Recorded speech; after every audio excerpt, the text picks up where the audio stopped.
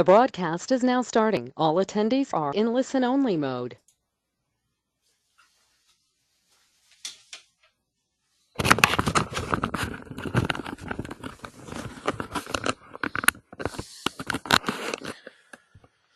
Well, good morning, everyone. Hopefully everybody can see the screen, and hopefully my adjustments of my headset didn't cause you too much hardship there. I know it could be make a little bit of racket, and I hadn't set it up just right before I got aboard with us. So we're going to start today here fairly shortly with Dave Pimper. We're going to talk about in-service non-hardship withdrawals in general, go over a little bit of the ins and outs of the opportunities that may await us in that marketplace, and a little bit more on how to determine whether that's something that is available in any given 401k plan, maybe a little insight into just 401k or qualified funds in general. So I encourage you all to ask questions. I think this is one of those that may have a little bit more technicalness to it, and so there's certainly opportunities to type in your question. We'll try and get them asked and answered. Dave Pimper should be, all in all, he's a pretty good resource in that regard. That's a big part of his business currently. So with that said, I'm going to mention as well that we might have a poll or two that will pop up. I ask you to just answer yay or nay to those as quickly as possible. We like to get moved past those, and no poll that you answer yes or no to is going to commit you to anything that you don't want to be. More is just a gauge for ourselves of if you have any interest at all, and then we'll move on from there. So appreciate you answering any polls as quickly as possible as well. So again, my name is Steve Murray. I'm Executive Vice President here at Insurance Agency Marketing Services. So my general job here is to make sure we've got the resources available to you to be successful in working with the growth of your business. So that includes some training like what we're doing today, some on-site training things that we make available, having good people on the phone that you can deal with, and making sure that they're available for you as a live answer within a couple, 3 rings every time you call here. We feel that's real important. Making sure you have the right incentives out there so that you're encouraged to do the business with IAMS, and then just the support in general. And a lot of people, when they talk about IAMS, I think that support part of that kind of 4-legged stool is probably where we're strongest. We've got a really good team that can walk your business through the whole process. So it's my job to make sure that we're staying on top of all those. That being said, if there's any of those areas you say, hey, I wish these folks were better here, or this is what I thought and didn't live up to what I got, I wish you would call me on that. I'm available here. A lot of times when you call, I'm going to be the person that picks up the phone within 3 rings. So I'm available here to talk to anytime, and I really appreciate your feedback and input. So let's go ahead and get started here this morning. I wanted to go over just a couple of things. I'm going to whiz through these pretty quick because I know that this particular email invite just went out to folks that are relatively close with the IAMS team, and you probably all know a lot about the basic things that we do, like our preferred producer program and marketing reimbursement and how all that works. So you can see before you on the screen some of the basics of it. The bottom line is if you refer somebody to IAMS, we're going to pay you an ongoing bonus on the business that they do based on the business that they do. It's a way that you can earn a little bit of extra dollars, probably to support your marketing, or buy groceries, whatever you want to do with it. It's your money. Do what you want to do with it on that side. We also have a program, marketing reimbursement, that's more tied directly to the marketing parts of your business, and that's based on the business that you do with us. We put a little money in your marketing reimbursement account, and then we'll match your spend dollar for dollar whenever you do business with us. And so there, what we usually require is that you send us some type of receipting for it, whether you're doing mailings, buying computers, whatever you do that helps you grow your business. That's a valid expense from our standpoint. We're glad to match your spend dollar for dollar on that. We do have some folks with us that have not done business, and so I'm going to zip through this relatively quickly here as well. There's 3 levels that you can claim new producer bonuses at, anywhere from the 100,000 point level, which is a dollar for dollar point level for annuity business. We give about 13 points for every dollar of target premium on life business, about 1.5 points for each dollar you do with us on single premium live. So on from there. But basically, when you get to 100 or 300 or 500 point level, you can claim any one of those opportunities. And frankly, if you call me up and say, hey, this is where I'm at, this is what I'm actually thinking of doing this, will you help me with that? The idea here is that we're trying to help you grow your business or reward you for growing your business. business. So if you have something that you want to do that falls outside of these, give me a call, give your sales director a call, and we will try and make that work. The bottom line is that for us, when you begin to do business with us, we think that's very important to get you to do your first app or 2 or 3 with us. And so we try and reward that fairly heavily, maybe a little bit too heavily sometimes, but we want to make sure that you're happy in the door with us. And what we find is that we tend to do business together for a long time after that. So let us know how we can help you on the new producer builder side. Life and Annuity Academy. So we're going to have probably a few more of these this year than what we generally do. We've got one scheduled in March. That one is going to be down in Dallas. We've got one already kind of on the docket in May, which will be in Des Moines. We'll probably do one in the summer here in Omaha, and then we'll probably have 1 or 2 more with other carriers, cooperative with other carriers throughout the year as well. So we might have as many as 5, but probably certainly 4 this year. And so if you have interest in coming in, and we try and have 4 top producers there to give you insight into what they've done to build their business. And sometimes that's really specific, like Dave will come and talk about a couple of things that he does, like maybe seminars around Social Security or seminars around qualified funds, or he's introducing a radio program, so he'll talk about that. We'll have Matt Gill come in and he'll talk about his seminars. We'll have John Enting. He comes in and talks about a couple things, probably will increase the breadth of that for 2019. So we think it's really important for producers to hear from producers. We think that's the biggest part of that. You can see in front of you what some of the other things that we talk about during the course of that event. You need to know what's going on in the industry. It's great to spend time with home office folks, and it's great to spend time with people from IAMS to get some of that more in-depth industry type of information. But I think the value of spending time with top producers and fellow producers like yourself is really one of the main advantages of those academies. And so we try and put that together so that we can facilitate that for you. It's usually over about a 3-day time frame, like a Wednesday, Thursday, Friday, in on Wednesday, out on Friday. We'll take care of your expenses of travel. We'll take care of your hotel. We do ask that you're appointed with us with a carrier or 2. If that is something that you have interest at all in maybe attending at some point, what I want you to do is on this poll, which is coming up here right now, I would like you to say, just select yes, and then what will happen is you will get an email, and that email will have a registration form and also also it will have, in conjunction with the registration form, you'll have a sample agenda. So you'll be able to see kind of an hour-by-hour breakdown of what we do and how we do it at those academies. There's obviously some free time and there's some social time, but we do put a lot of information in a relatively short period of time. So what we're going to offer is travel that first night. You'll get in. Usually we try and get you around 3 or 4, have a cocktail hour. We actually do some presentations that evening, roll into that next day. That's a pretty full day of information in conjunction with carrier or 2 usually. And then we close out that evening with another social event.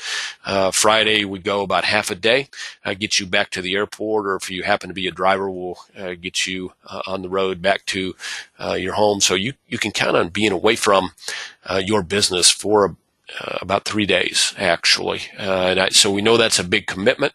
I will honestly tell you, we've been doing these for about 17 years. I think we've gained some level of reputation within the industry for putting on an event that is producer valuable, producer focused, and so we have no shortage of folks that are interested in attending. But that being said, we are also interested in making it available to folks that haven't been in before and want to meet us and kind of get a little bit more involved with IAMS. So if that's something that might be of interest to you, what I'd like you to do is hit yes. Now, if you've been in the last couple of years, do me a favor, just so that we don't crank out information to you that you are already have available. You just put no on that. And if you do want to attend, I'm certainly open to it. If it's been in the last couple of years, certainly open to it. But I'd like to chat with you about that and make sure that it's going to be valuable for you, given the presentations and things like that. So by all means, I understand the desire to come in a time or 2, and I'm I think that there's some value to that, but I want to give folks that haven't been in as much opportunity as possible as well. So the next upcoming one is in Dallas. That's March 13th through the 15th. Again, I mentioned we'll be in Des Moines sometime in May and probably sometime here in Omaha. What will happen is that if you register and say, yes, I want to attend, then you'll get invited in to each one as it comes up. And if it fits into your schedule, then we'll make it happen. If it doesn't and we need to invite you into a later one in the year, we will certainly do that as well. So I see that there's a couple of you that haven't voted at all. I am going to, at this point, close that out. If for some reason you've been unable to vote, maybe the poll isn't responding for you, or if you're just listening on the phone and you would like us to send along that information to you via email or hard copy, simply give me a call here at the office. You see the number there. It's 800-255-5055. Ask for me. Again, my name is Steve Murray. You can also ask for any one of our sales directors and just say, hey, send me along the information on the Academy, the registration form, and the agenda, and they'll shoot it right out to you. So no problem there at all. With that, I'm going to close that poll out. Thank you all. Those that you did respond quickly, thank you for doing so. Appreciate your positive response there. I'm going to close that out and get moved on to the next subject here. So we have our IAMS 2019 Agent Producer Marketing Summit coming up. We're going to be at the Ritz-Carlton, which is at Naples, Florida, later this year, late summer. We're going to be down there. Qualification is still ongoing through the 30th of June. You can see what it takes to qualify. $3 million of annuity premium, 2.25 of SPL. Life target, it takes $250,000 if you're doing med-sup or long-term care. Bottom line is that any business that you do with us has a value and counts towards your qualification. We're going to have a big group there, probably our biggest group ever, which is great. We love that. It'll be a good mix of folks that have been around a long time and folks that are new to us. So we hope you can join us. That includes yourself and your guest. We'll do some nice events and we'll have some fun for sure. The Naples is first class. That picture doesn't really do it justice. It is really a beautiful spot right on the beach in a very, very nice area down in Naples, Florida. So we'd love to have you join us there. If you have any interest or any questions about that, if you want to know where you stand in terms of qualification, we haven't been getting that out to you, I hope that you will give us a call. We'll be glad to bring you up to speed on that. So we're going to, Dave Pimper is going to join us, and he's actually going to join us live here. He's going to join us at the office here shortly. But as he makes his way in, a couple of things that I think are good to understand about what we have upcoming here at IAMS. So a couple things going on. First, Dave will talk a little bit about one thing that he's doing that's a little bit different, which is going to be a radio program, which is going to be a turnkey radio program. We have a number of seminar systems that are available as well through Dave, through Matt Gill, John Enting, and Anthony Lawrence. All have various seminar systems that are available. And so I ask you to tune in from time to time with us on these webinars. You can certainly hear more about them and meet them in person at our academies as well. But we have some things on the marketing and sales side that can help boost your sales. We think that's important. There's no doubt that most of the folks that we work with in the field tend to be folks that have been in the business for a while, have a lot of that stuff already built and in place, and so we're more looking for the incentives and service part of our business. We have a very, very full submission to commission system here at IAMS. We've got a great team, probably 8 to 10 folks. That's basically the focus of their job from day to day, is to make sure that we have a good focus on making sure that as your business comes in and that we have everything just right on the application, and then making sure that the carrier is handling that business as cleanly as possible, and then making sure that if there's transfers involved, as you know, carriers do kind of a lukewarm job of following up on that a lot of times. So we have a team internally that works on that as well. And then finally, once the policy is issued, and making sure that it gets mailed to you and then verifying that the commissions are mailed out to you and that is all done fully. So Amber Williams here at IAMS is kind of heads up that team. I encourage you, if you have any questions about that, again, to contact the sales director. Ask them a little bit about that process, and maybe even if you want to talk with Amber herself and let her walk you through what they do. We think that service and in making sure that your business is fully mastered all the way through the process with what I call a very, very tenacious level of involvement here with our staff and making sure that everything is done perfect and or as perfect as you can be when you're working with insurance companies that deal with applications by the boatload. It seems like sometimes we're going to make sure that your application gets treated in a very custom way at every carrier. So that's a big part of our business that doesn't get mentioned enough. And one thing that I like to have a nice handle on by folks that do business with us is that when you call into our office, you're going to get somebody within 3 rings, and they're going to work with you right there while you're on the phone. Certainly if there are times when you call in and if you want to talk with me or one of the sales directors specifically, and we need to make sure that we have that person available for you. Sometimes it's not always possible to get them on the line right away.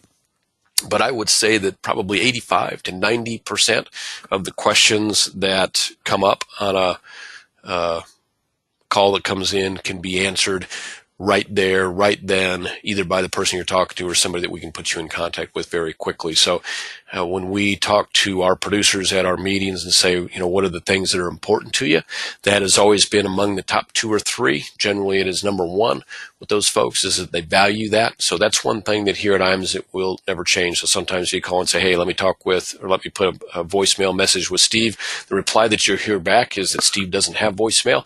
That's a door really we just don't want to crack open. We don't want to get that started as a method to kind of delay service and making sure that you're getting everything that you need when you call in here. So I know that Dave is on his way into the room here. We're going to be just a little bit delayed on that. I do wanted to make sure too, and I'm going to shoot a poll up regarding this. I know when the Department of Labor when the Department of Labor was starting to organize a little bit of a process around how we could do business, that caused a lot of issues for our producers and frankly probably as many or more issues for firms like ours. And as the DOL kind of dropped a little bit of that, or I guess maybe the current administration forced the droppage of the DOL, and maybe a little court down in Texas had something to do with that as well. That certainly relieves some of the pressure to open up your business to other types of products, but it unfortunately has not completely alleviated that pressure. We've seen it now start up again. The state of New York has passed their own kind of fiduciary rule and put that in place. California is looking at putting their own fiduciary rule in place. Once those 2 states fall to that, I assume that the states in between will start adopting similar fiduciary rules. The NAIC is working on trying to get some things in place to make that a more of a heightened suitability type standard approach. I just don't know if that's going to get done. So this all leads up to, for those of you that may be considering the opportunity to add other types of business to your offerings with your clients. For instance, if you're looking at adding assets under management through IAMS Wealth, we have a really great opportunity for you to do that. If that's something that you've considered in the past, or maybe you've already gotten your Series 65 and you're looking for a home for it, or maybe you have your Series 65 already housed with another RIA that you're not happy with, if you have interest in talking to IAMS Wealth, I would certainly want to encourage that. The way that we go about that is pretty simple. We put yes on that poll. We'll have young Charles Hyrene will give you a call. He'll walk you through a little bit about IAMS Wealth, how they do what they do, and see if there might be a fit. What you'll find when you talk to him is that the opportunity for you to gain fee revenue is fairly high. The expenses are industry compared relatively low associated with IAMS Wealth, and they are very particularly well set up to work with folks that maybe have as their background kind of more of an insurance and annuity background, so they can help folks transition a little bit more maybe than some other RIAs might be able to from an insurance background into a managed assets background. Is that something that if you have interest in that, certainly check yes on that poll. Obviously, we're not looking for anyone to change their business completely, but we're just looking to maybe protect your business from a fiduciary type of approach that would require you to, if you don't offer that, maybe to offer that through some other producer or another individual. So it's better to keep that in-house and to have the ability to do that in-house. Many of you have looked at a Series 65. Many of you may have taken a test. Many of you have CFPs, CHFCs, maybe in some states even the CLU will qualify you to affiliate with a registered investment advisory firm like IAMS Wealth. We'd love to help you with that. So if that is of any interest at all, simply hit yes on that poll. And while you're doing that, I'm going to be slowly but surely turning this over to Dave. And he will be talking a little bit about in-service non-hardship withdrawals and how to make that part of your prospecting and some of the more technical ins and outs of that. So while you're putting your thoughts in on the poll on IAMS Wealth, let me get Dave aboard with us.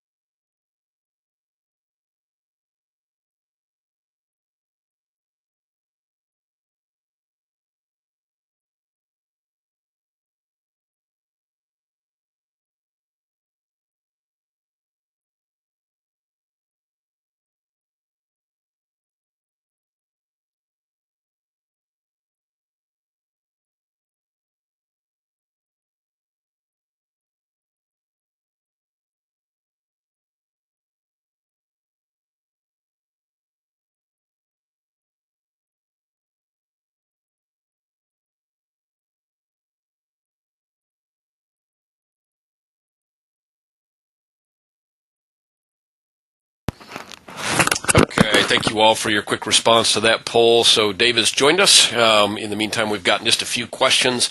We'll try and get those answered here really quickly before we get started with 401k non-hardship withdrawal. So questions regarding academies. So there's about 3 of them. Number 1, we take care of the expenses associated with that. So what that means is that we will take care of your travel. We take care of your hotel, and then, of course, meals and drinks while you're with us. So we're going to take care of all of the expenses associated with the normal travel. If you have parking fees and things like that, or if you're driving, for instance, we'll take care of your mileage expense, and we basically defer to the IRS level. I think it's like 50 cents a mile, something like that. So all your hard expenses is what we take care of regarding travel to our academies. I know we got a couple people here that are from the Dallas area. Obviously, there's not much travel involved for you at our next academy, but if you chose to come up to one of the academies, either in Des Moines or Omaha or a different location, we'd take care of your travel associated with that. So the referred producer program. I probably should have spent a little bit more time because we've got a couple questions arising around that. So it's a pretty simple program. All you do is you let someone here know of your interest, or if you've got a colleague that has interest, and we'll call them. There's no difference. They get the same benefits that you get. We don't take anything from them. The ongoing bonus that we pay you, that comes out of our pocket. So it's not like a sub-agent agreement where you've got liability. All it is, you refer somebody, they do business, and then we pay you an ongoing 20 basis point bonus on any annuity business. It's a little bit different on life business and things like that. So, and we send those checks out quarterly. So if you've done a referral in the past, which is, I know that's the particular question we have here. If you've done a referral and they did business in the first quarter, then you're going to receive a check here. And actually, those checks just went out here in the last couple of days for last quarter. And generally, we do pay those on a quarterly basis. Some of those we will actually pay on a monthly basis. I know that some of you have made referrals that those checks get a little bit larger. We're glad to get those out as quickly as possible. Normally, we send them quarterly. Sometimes we'll send them out monthly if it's a higher amount. So differs a little bit from marketing reimbursement in that we just send those out when we get them in. So you send us receipts, you've got money in your marketing reimbursement account, and then we automatically turn around and send you back a check that day. The reason that we need receipts for that is that we handle that as a business expense. So we appreciate you sending in receipts. A question here is that kind of confused me was like, would mileage itself be something that could expense for the academy? We take care of that anyway, so that wouldn't be something that you need to jump on and pay expenses for. So I'm going to turn the mic over here to Dave Pimper in just a second. Just to give you a little background, Dave has been coaching with us with his firm LAZARUS Coaching now for about 12, 13 years. A lot of times he spent that coaching around business practices, seminars, and also Social Security and Social Security help. So he's coached with us and our top producers in a lot of different ways. This is a relatively new webinar. In fact, this might be the first time that Dave has actually very specifically addressed the opportunity around in-service non-hardship withdrawals. I think you'll find it beneficial and useful. Dave's got a lot of experience in the business. He does both securities and insurance, and been in the business since about 1982. Done seminars, probably is up to about 400 or 500 seminars at this point. So with that, I'm going to turn the mic over to Mr. Dave Pimper. Welcome, Dave.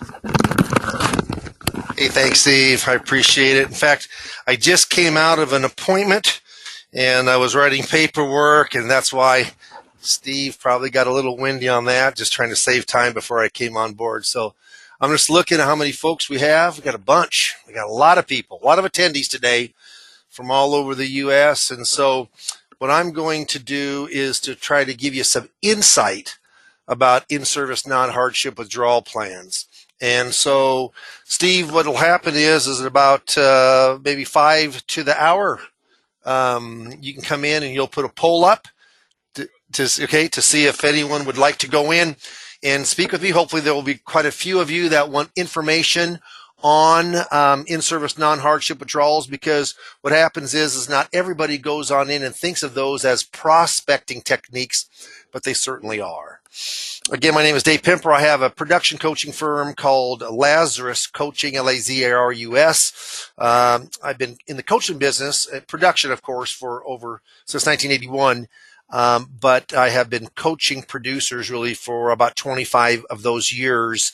And the last 13, 14 years have been specifically with insurance agency marketing services, who Steve Murray, who you just listened to.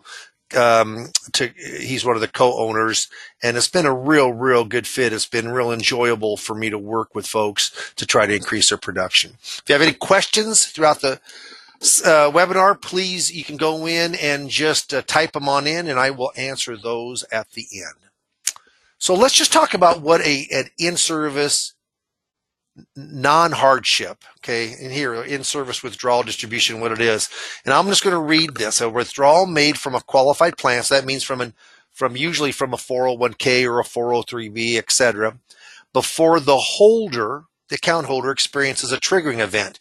What is a triggering event? Triggering events such as reaching a certain age. In this case, it's 59 and a half. If you're not 59 and a half, You can't do an in-service non-hardship withdrawal. Leaving an employer, getting fired, those are all triggering events. Now what happens is the in-service withdrawal distribution option allows these plan participants that have that triggering event to receive a portion or all of the retirement assets while they're still employed at that company, but they can take it out and roll it over to an IRA. Now, usually the age is 59 and a half. That's almost always what we see. And those types of in-service distributions weren't as common 10 years ago, 12 years ago. Maybe only 20, 25% of the firms had them. Now I would say that 70, 75% of the firms are available. It used to be just larger firms had them. Now it's a majority, even smaller firms have the flexibility option. And the opportunity for us is to go in while they're still working there. Normally you had to wait until they retired. Like the money I just worked with, 270,000, which is about a quarter of what the investable asset she has, but she's still working. Now this was not an in-service non-hardship withdrawal. This happened to be on a dormant 401k that she had. But what happens is that she's 58, and when she turns 59 and a half, we will be looking at part or all of her money that she has, which is a nice sum in her current 401k. She's an engineer, so she's very detailed, and she really liked that idea of the flexibility standpoint. Okay, so here are 5 thoughts, or you might want to say 5 rules to know when working with in-service withdrawal plans. Okay, first of all, it's important, but you need to go in and be at least 59 and a half. So if you're pre-59, I'm telling you, very, very few plans offer in-service non-hardship. It can be as early as 50, but it's called the 59 and a half rule. They're available from 451s. Of course, they're for-profit retirement plans, for 403Bs, non-profit 457, government deferred comp plans. So what happens here is that there's a lot of money, trillions and trillions of dollars within those plans. The person's over the age of 59. They have an in-service non-hardship. They never knew they had it until they were told. And I'll tell you what happens is in the insurance end of the business, the fixed insurance end of the business, you normally see poor guarantees within 401k plans. They're stable income funds, which do have some, and they're only with 401ks, they're paying about 1.25% to 1.5%. You got bond funds, even short-term bond funds. They're not a guaranteed principal, so we're pretty competitive in that marketplace. So what assets are available? Is there any after-tax money? Sometimes the company match, it might be in the blueprint of the 401k, that you can take all of the employer generated income, but you cannot go in and take the match. Well, normally that's not the case, or maybe the earnings of the match. But what happens is you need to go in, and you don't even have to ask your person at your company if it's Fidelity or if it's Vanguard, it's American Funds, Schwab, T. Rowe Price, whoever the custodian is. Like we did today, we called the custodian of that money. We will find out some specific information of when we're going to transfer it on over. Okay.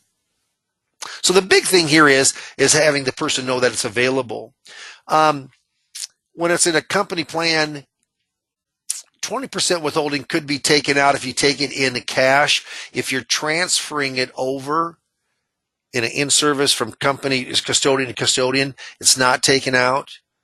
Sometimes you have to have spousal consent. Yesterday I did a $60,000 piece of business, and it came out of a local company, and Fidelity was the custodian, and we had to get her signature. So they wouldn't email it to us and print it. They faxed it to us. She was there. She signed it. We notarized it, and we sent it back to them. So that might be a case. If you have any loans against it, they have to be paid off first. Just everyone has normally worked 2 of the last 5 years. It's called the Bake Rule, 2-year Bake Rule. But most everyone, we've never even really come into this situation before. That IRA, it's a rollover. Just like if you take it from one custodian to another, just going from a 401k or a company retirement plan, it transfers tax-free, so there's no taxation. It grows tax-deferred. And of course, when that money starts coming out, whether at required minimum distributions or earlier, then of course it's taxed at ordinary income. Why do people consider that in-service non-hardship withdrawal or distribution plan could be worthwhile for them?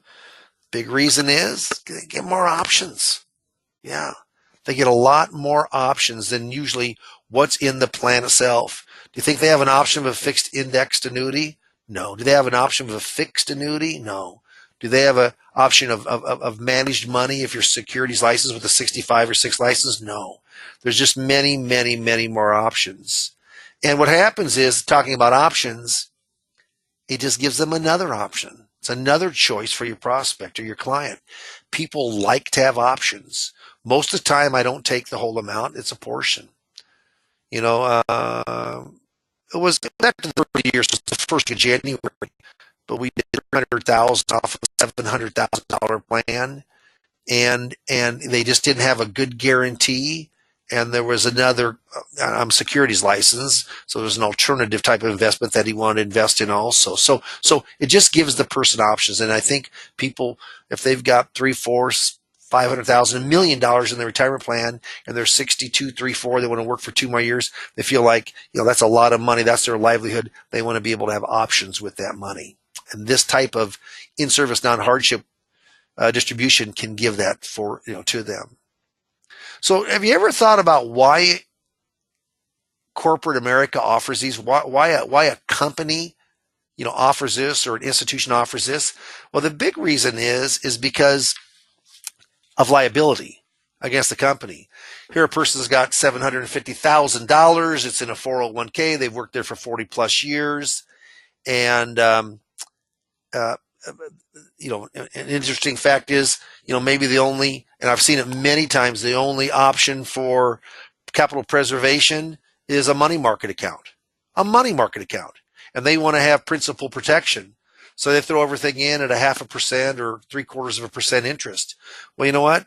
I mean, wouldn't you think that there should be better options, especially if you've got a lot of money? Well, many plans don't. They want to be able to come back and say, hey, if you wanted to, John or Joe employee, you could have taken the money out and worked with Dave Pimper, worked with an advisor to get a better rate of return. You didn't have to keep it here. It gives them the opportunity of choice, or releases them from liability. Now, do companies want you taking money from that? No. Because remember, there's a lot of fees with 401ks. There's the fee to manage the mutual fund, the internal fee. There's going to be some kind of administrational fee. Very hard to find, but even in larger plans, they can be from 0.5% to 1%. So I love when someone says, I'm not paying anything. They don't see anything, but they are paying for it. And again, with a fixed annuity, fixed indexed annuity, you might have caps and you might have surrender charges, but what kind of internal fee do you have if there's no income rider? You have none, unless it's a participation product. But if it's a point-to-point, no, you have no internal fee. Or if it's fixed, there's no internal fee. And that might be very, very appealing to someone that's kind of stranded in that 401k. They also can be competitive, with other firms, that they have control of their money. We talk about phased retirement. They don't want to take all of their money out at one time. It's kind of dollar cost averaging going on with different investments. And then I talked about employer liability.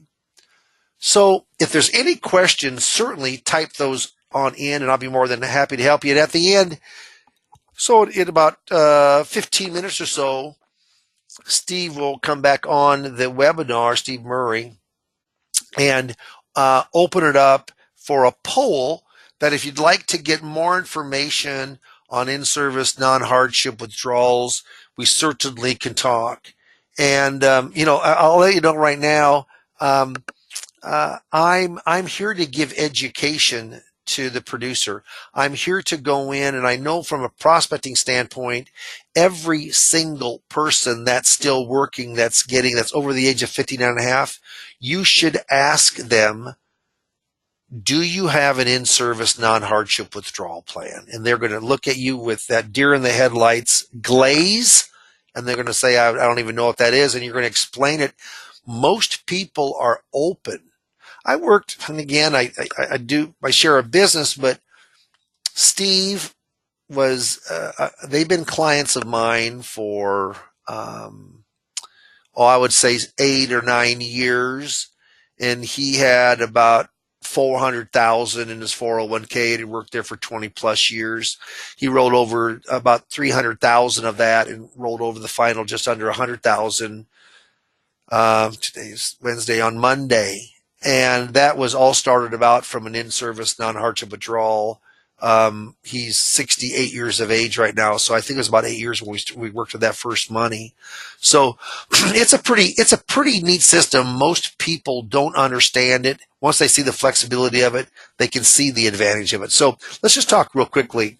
First of all, this is like really no different than rolling over business from one company to another, but you have more investment choices. That's one of the very big things. Maybe you have different asset allocation classes. You have control of your money. Yeah, people like, the company isn't the company's money. They have control of the money. They also have professional guidance with yourself and advice of being an independent professional producer.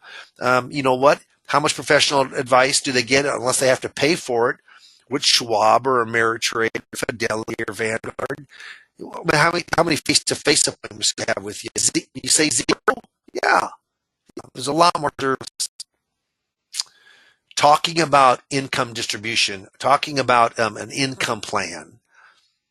Beneficiaries, I tell you what, when it's in a 401k or a company retirement plan or a 457, really there is no stretch option, no inherited IRA option. They can, but they normally don't offer it because it's costly. It takes someone to do the paperwork and go through that. It's almost always done from an individual IRA, and that can be a big deal if that inherited options for the children is important to them. Are there disadvantages from going from your plan to an outside grouping of investments? Yeah, maybe you're familiar with those American funds, Growth Fund of America, Washington Mutual, ICA Investment Company America. Maybe you're just comfortable, but is that the best reason to stay in there? Probably not. Maybe there could be higher fees coming out, but they very well could be lower fees.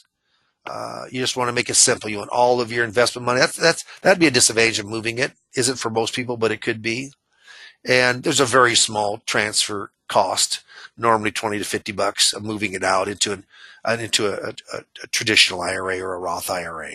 Yeah, normally doesn't make a difference, but it could to some people. So here's what happens is I want to kind of walk through the steps of an in-service non-hardship, kind of what you do. So first of all, you need to get, let's say it's a 401k, you need to get that company retirement plan statement. And then I would ask the prospect or your client, does he or she know if it has this 59.5 rule where you can take monies out called a non-hardship withdrawal plan in service? And then you don't call the broker or the agent or the advisor, because all they're gonna do is try to save it from that client. We want education and information, so we want to call. And again, there very well may not be if it's a 401k, there's not a specific person that's on that statement. So then you call the plan sponsor.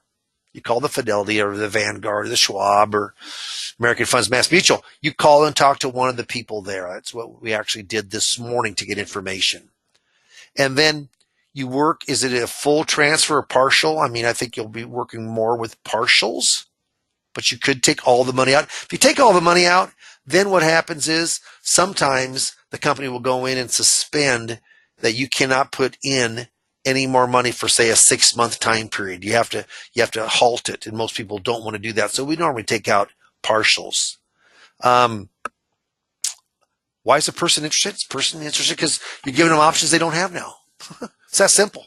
They don't have that. They don't have that option of that fixed indexed annuity. They don't have that option of specific alternative investment or from advisory, from a fee-based investment advisory. Yeah, they don't have that. So they have options. Options are good for the client. The length of service, remember I talked about the Bake Rule? Yeah, they need to have worked for 2 of the 5 years. Almost everybody has. And it just basically, can you make their portfolio better? Can you either limit the risk or subside some of the big losses, or in bad markets have a better return because no loss is better than a 10% loss? Yeah, it might be for them. And that can be very, very appealing. Judge Billings learned hand. He was the United States Second Court of Appeals, Hellring versus Gregory. So he says, anyone may so arrange his affairs that his taxes shall be as low as possible, that nobody owes or any public duty to pay more than the law demands. So why do I have this slide up here? Because when you in-service non-hardship withdrawal, it's a rollover. It goes from a 401k over to either a traditional or a Roth, but we're really talking traditional because that's what most people do, a traditional IRA. And is there any taxation on that money? Zero. So the transfer is tax-free. No taxes due. Okay? Now, it's done automatically from custodian to custodian. There's not a check written out to the client. That's a whole different matter. This is done custodian to custodian. So what we're trying to do is the person has no surprises whatsoever, when it comes to this type of transfer. That it's a non-taxable event. Okay? Now, like I said, it's a tax-free transfer. You do continue the tax deferral. It's uninterrupted. Plus, you have more investment choices, more strategies. You can consolidate within an IRA plan. You can do it in a 401k too, but you can certainly do it in an IRA. It might be a benefit for the client. There's mandatory distributions from a traditional IRA at 70.5. You're forced to start taking money out, $3,650 per every $100,000 that the plan assets are worth at the year before December the 31st. But controlling money, I will tell you right now, I don't really understand this, but about a year ago, a person said to me and said, I'm reading some stuff that the government could take over our money, and it wouldn't be our money, it'd be the government's money. I can't imagine that. And that, that'd be like living it during the Germany World War II time. But there is a good feeling about managing, having control in your individual name, not the company's name. And then we talked about it, the potential to stretch. That's an inherited IRA. And we might do it. This is kind of the IAMS educational series that we're doing right now. We're having in a couple of weeks, we're going to have another workshop that's on RMDs. And here's the interesting thing is, if you call in or if you want to talk, there's nothing I'm selling. That's kind of wild. IAMS goes in. They help me financially some to go in and give those educational workshops. And my big thing here is to the more knowledge, the more power. The more knowledge, the more chance there is that you can impress that prospect or client, and the better chance there is to write business. What we're trying to do is we're trying to go in from an ethical selling side and give the client choices. And in a service non-hardship withdrawal, what a beautiful thing. Every single person you see, in fact, and again, I've been pretty busy here as of lately with a lot of appointments, but I saw a lady last night. I had an appointment at 6 o'clock in Omaha. Then I drive back to Fremont, 35 miles. Had an 8 o'clock appointment this morning to start my day. That's why I was a little bit late getting here. But last night, she has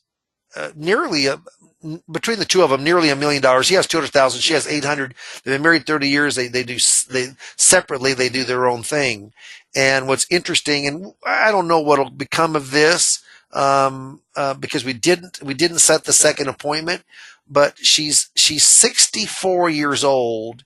She had no idea at all if she has an in-service non-hardship withdrawal, but she works with a hospital here in town that I've done in-service non-hardship withdrawals. She had no idea, and I asked her if she'd be open to looking at some alternatives on a portion of that money. She's going to work 2 more years till she's 66, and she said she would.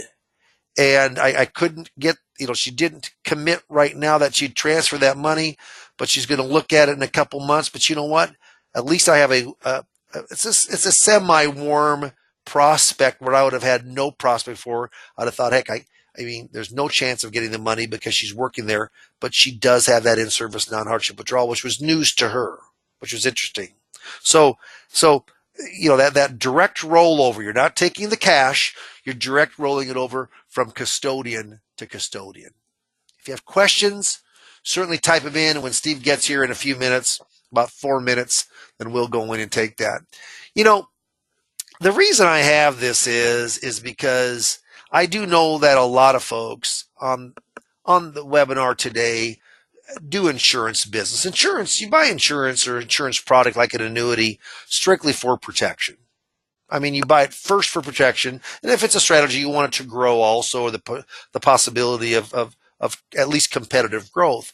And remember, you're not competing against the stock market, you're competing against other kind of guarantees like government bonds, insured corporate bonds, passbook savings, savings bonds, money markets, etc. And what happens is, like with myself, I'm really a securities broker at heart, and of course I have an advisory business too with fee-based. But depending on how bad the market is that year, which I'll do more guarantees, I do maybe 75-80% in securities and maybe 15 to 20% in I normally use fixed indexed. I do some fixed business also. But when it talks about losses, and I say this, if you've got 5 years, say you put money in and you're up 10% the first year, you're up 10% the second year, you're up 10% the third year, 1 year you lose money, you're down 10%. What do you need to make the 5th year to average 10% a year? And most people say 20%. No, you got to go in. You got to go in and gain 34% to average 10%. If you have a 50% loss in the market, which happened in 2001 and 2, happened in 7, 8, 9, didn't happen in December, but I'll tell you what, do I think we could have a pretty big loss in the next couple of years? I do. And I'm not being negative. And I've been around the state one in the service arena. It just I think once the economy weakens up, which it's certainly going to do, I say watch out for that market. But what happens is, if you lose 50%, you got to have 100% to gain back to even. If you lose 10%, all you need is 11% to get back to even. And if you lose nothing, like a fixed or fixed indexed annuity held to maturity of surrender charges, yeah, you can't lose money. You don't have to gain anything to keep it at no loss. I'm a big believer of having a portion of that portfolio in some kind of structure that you're not going to lose money. And you know what? This gal that I just did that business with at $270,000, I didn't know. I did bring the paperwork to sign, but I didn't think she probably would because she hadn't been real enthusiastic. But when she saw her December statements, she says, your portfolio that you showed me made a lot more sense. Sure. Because now she saw that her portfolio nearly about $1 million went down a little over 100,000. 100,000 in that time period, 10%. That's a big number. She makes over 100,000 a year. She said that was a year of my salary. But I saw it go down. Pretty wild. So my old adage is, it's not how good the good years are, it's how good the bad years are. And Will Rogers, I love Will Rogers because he has some great sayings. Will Rogers says, it's not the return on my investment that I'm concerned about, it's the return of my investment. Yeah. Yeah, if you're in the insurance business or partially in the insurance business like I am, I mean, I'm fully in it, but it's just a portion of the money that I work with under the right circumstance. But I'll tell you what, that the fixed index product, and I'm not here to preach product, but that fixed index product, it's a mixture. It's a little bit of market. Right now you can get caps towards 7% with some of the carriers. 7% 1-year point-to-point caps, highest they've been in 10 to 12 years. I'll tell you what, on a guaranteed account, you make 7% or 6.5%. Pretty impressive. Pretty darn impressive. Just a little bit about myself. Started the business in 81. I actually have done 485 or 86 public seminars since the mid 80s. That sounds like a lot, but it's only between 15 and 20 a year. But I've done it every single year. I keep doing them and doing them and doing them. My first 3 years were with insurance. In 84, I got into securities. I've always done some, and before fixed index were around, I did some fixed. And I was a slow learner on fixed index. In the 90s, I thought, who wants to guarantee their money when we're absolutely killing them in the market? And then 2001 and 2 came, and my gosh, what a turnaround! Right at a 50% loss. So it was in the middle 2000s really when I started showing fixed index, and it certainly is a mainstay. Like I had a percentage with my sale today that I went on in, and we put into the guarantee of fixed indexed. So Steve will be coming in. We'll put you, kind of plug you on in on the screen. And if you'd like to get more information on in-service non-hardship withdrawal plans, certainly go in and type yes. Hit yes. Lynn or Amy or Lori. I got 3 administrators in my office. Lynn really handles most of my coaching calls, though, and so forth. She will call you. We'll find a good time. We'll mark off 20 or 25 minutes of time and talk about in-service, or talk about maybe how to market some of those in-service non-hardship withdrawals, because there's certain kinds of ways to go in and prospect for that. Seminar marketing is a big thing for me. We've got 4 or 5 turnkey systems. We also have a system. It has to be set up correctly of companies in your area that has in-service non-hardship withdrawals. If it's in a bigger area, that's easier to find. But even in my small area, Valmont, which is where actually the fellow I was talking about, we did it in-services from Valmont. I've got a lot of folks, and we have an in-service non-hardship withdrawal seminar that specifically is set up to look for that money. So what happens with myself and the FMO business, a lot of people offer seminars or prospecting ideas. Not many people have a coach to go in and help them with kind of the day by day. And some types of coaching, not when you call in on this first call, but if we go into a kind of a coach agreement, that's of course where I make some money also from those coaching services. So as we're finishing on up, I always say, hey, you know what? There's a lot to think about, isn't it? I love the thinker. I've got a man cave. One of my sins that I carry for years is I really enjoy cigars. I've got a cigar room in my home downstairs, so I'm not allocated out to the garage or outside on the porch. But when you're looking at non-hardship withdrawal plans, it's very, very important that you understand the specifics of how it works, okay? And the second thing is that when you're working with your prospects or you're working with your clients, if you just only ask, do you have a non-hardship withdrawal plan?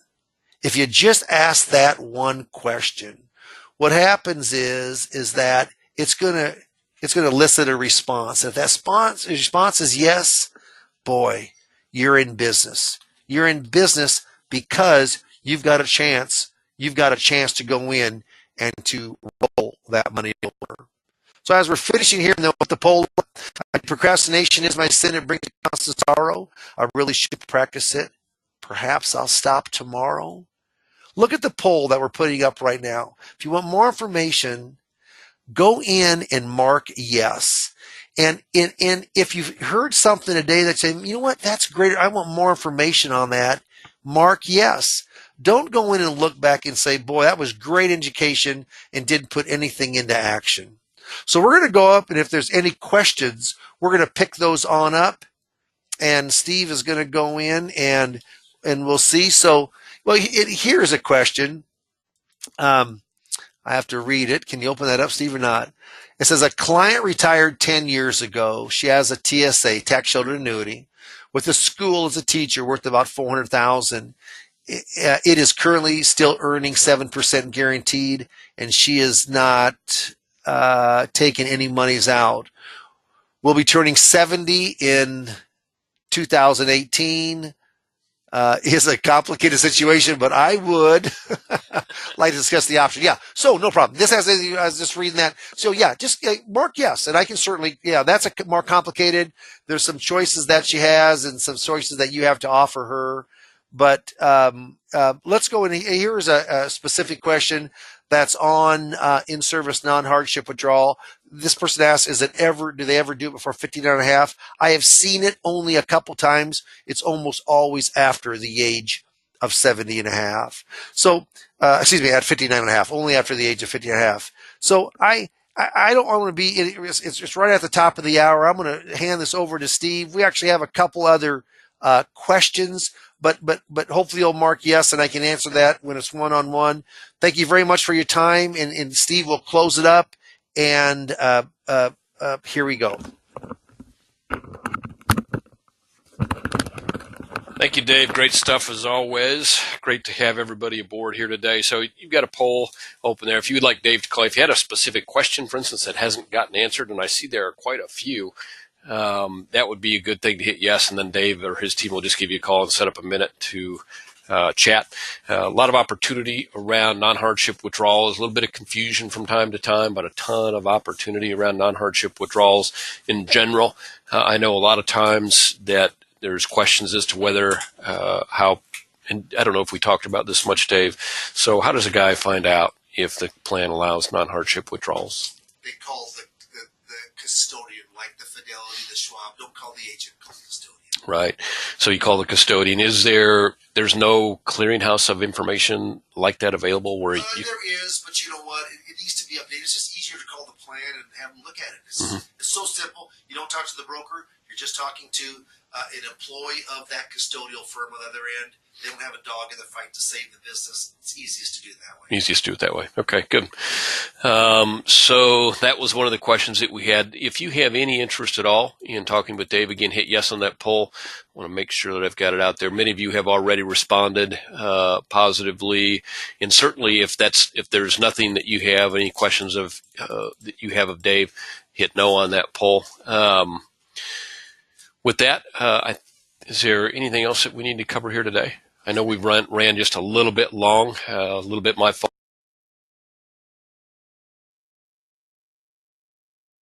today. If there's anything that we can do to help you along the way here at IAMS, give us a call. Dave and I have kind of committed to having more of these webinars that really dive more specifically into very specific topics on a little bit more deeper basis. So you'll see more of these coming along as the year goes on. So thank you for joining us this morning. I'm going to close that poll out right now. If you were unable to vote but still want to talk to Dave, give me a call here at the office. The number is 800-255-5055. And when you call, if you would, just ask for Steve Murray or any of our sales directors if I happen to be on the phone. Thank you all very much for joining us this morning. Thank you for your patience through the event, and we look forward to helping you along the way. Have a great afternoon and a great finish to your sales week.